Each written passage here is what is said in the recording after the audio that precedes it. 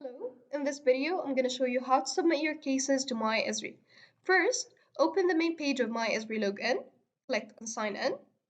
This will bring you straight to the main page of your organization Esri account. Click on support tab and request a case. You'll be asked to fill the following parameters regarding your issue, for example, the product category, product, version, and operating system, etc. Click on next.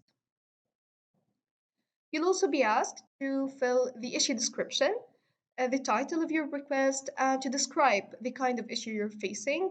And if any attachment is found, you can submit it. For example, log file, screenshots.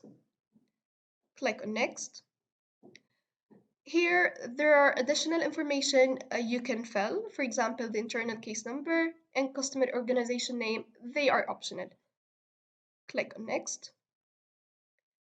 You can view the summary of your case. And finally, you can send a request and one of our support analysts will contact you as soon as possible.